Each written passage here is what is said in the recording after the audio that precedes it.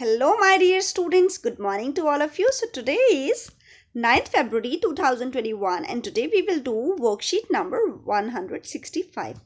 लेकिन वर्कशीट शुरू करने से पहले जो सबसे ज़रूरी बात हम सबको याद रखनी है वो ये है कि कोरोना वायरस से बचने के लिए हमें अपने हाथों को साबुन और पानी से अच्छे से धोना है, सैनिटाइज़र का प्रयोग करना है, मास्क पहनकर ही घर से बाहर निकलना है और साथ में सोशल डिस्टेंसिंग यानी सामाजिक दूरी को बनाए रखना है।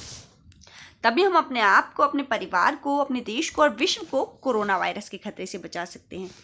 तो आइए शुरू करते हैं हमारी वर्कशीट जिसका सब्जेक्ट है मैथमेटिक्स और जिसका टॉपिक है यानी जिसके लर्निंग आउटकम होंगे कि read the calendar and calculate duration of different events.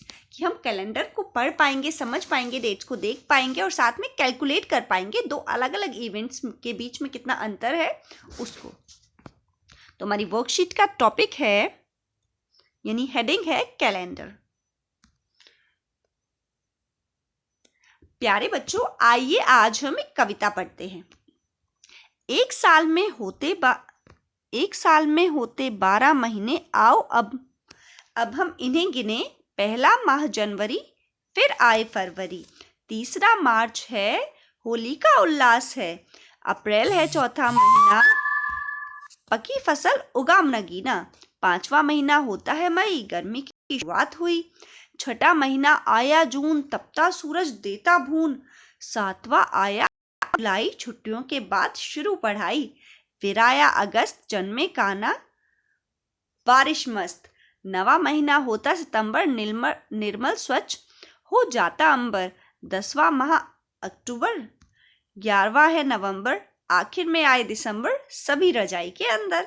तो ये हमारी वर्कशीट में एक छोटी सी कविता थी जिसमें हमें ब्लू कलर से सारे महीनों का नाम दिया गया है और साथ में हमें हर एक महीने की खासियत यानी विशेषता भी बताई गई है।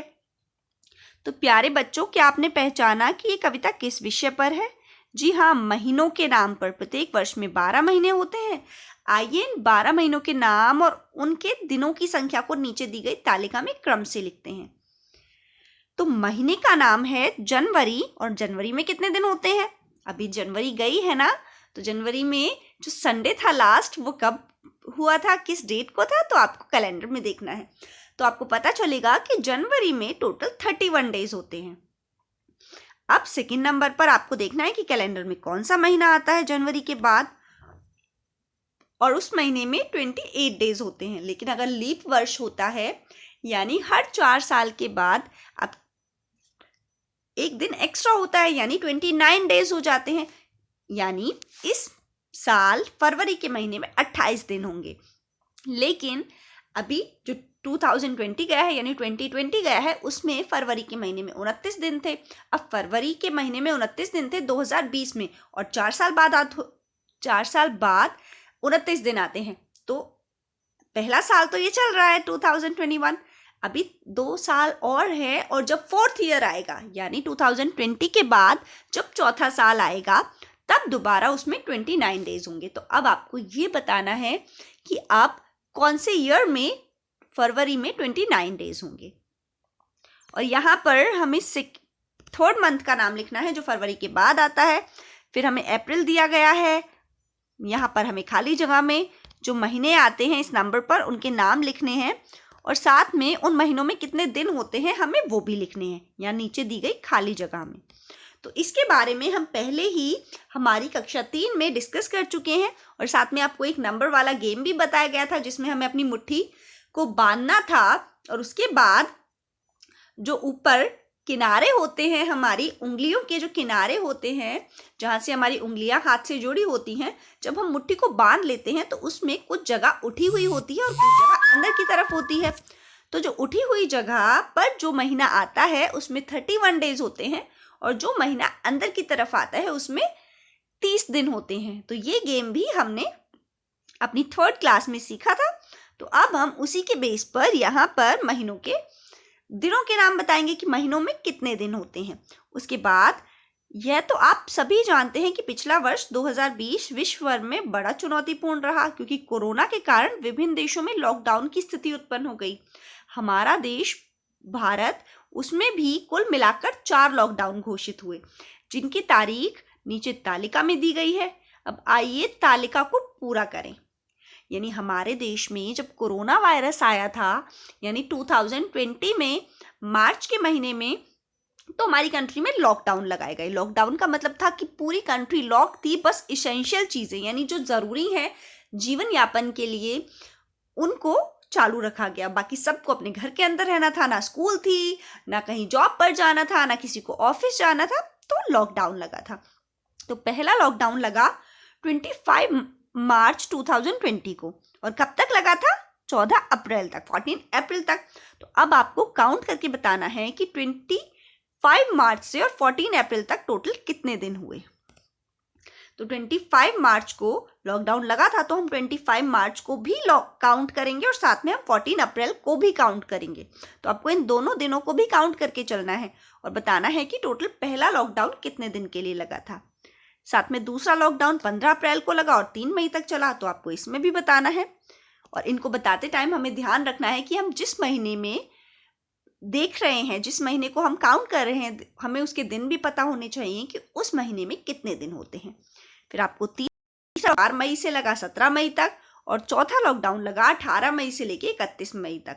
तो आपको चारों महीनों में जो लॉकडाउन लगे अलग अलग, आपको उनके दिन काउंट करके यहाँ पर लिखने हैं, और उसके बाद जो टोटल आपको इन चारों का टोटल करना है और यहाँ पर लिखना है, जिससे हमें पता चलेगा कि टोटल हमारे देश में कितने दिन लॉकडाउन चला।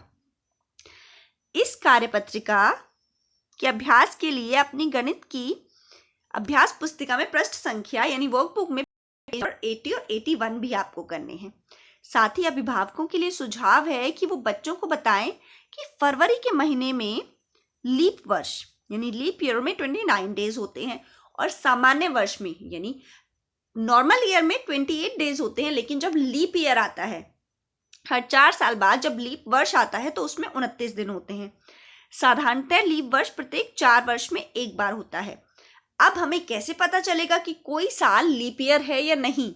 तो उसके लिए जो हमें नंबर दिया है, यानी अभी हमारा चल रहा है 2021, तो 2021 हमारे पास एक 4 डिजिट का नंबर हो गया 2021। तो इस 2021 को हमें डिवाइड करना है 4 से, क्योंकि 4 साल में एक बार। तो अगर ये हमारा 4 से पूरा डिवाइड हो जाता है और लास्ट में रिमाइंडर कुछ भी नहीं बचता, यानी रिमाइंडर हमारा 0 आता है, क्रॉस आता है, तो इसका मतलब वो लीप ईयर है। लेकिन अगर हमने 4 से डिवाइड किया हमारे साल को, जो भी हमारा साल चल रहा है जिसको हमें चेक करना है, अगर लास्ट में कुछ रिमाइंडर बचता है और वो पूरा डिवाइड नहीं हो पा रहा है, तो इसका मतलब है कि ये लीप ईयर नहीं है। तो ये है सिंपल ट्रिक। तो यही यहाँ पर लिखा हुआ है, और सेंचुरी ईयर को हम 400 से भी भाग कर सकते हैं कि लीप ईयर है या नहीं। यानी सेंचुरी ईयर का मतलब होता है जैसे 2000 सेंचुरी ईयर था, अब 2000 के बाद होगा 2100, उसके बाद होगा 2200। तो जब ऐसा ईयर हो तो उसमें हम पूरे नंबर को डिवाइड करने की जगह हम लास्ट के 4 डिजिट्स को हटाकर भी उसे डिवाइड करके देख सकते हैं। यानी यहाँ पर लिखा है कि हम 4 के बदले 400 से भी भाग कर सकते हैं, और उसके साथ ही हम लास्ट में 2 0 को हटाकर यानी स्टार्टिंग के 2 डिजिट्स को भी चेक कर सकते हैं। जैसे 20 पूरा डिवाइड हो जाता है 4 से, 4 5 20, लेकिन 21 नहीं होता, 4 5 20 और 1 रिमाइंडर बचेगा, तो इसका मतलब पूरा डिवाइड नहीं हो रहा, तो इसलिए लीप ईयर नहीं है। तो ये थी हमारी आज की वर्कशीट 9 फरवरी 2021 के लिए, जिसका नंबर था 165। Thank you.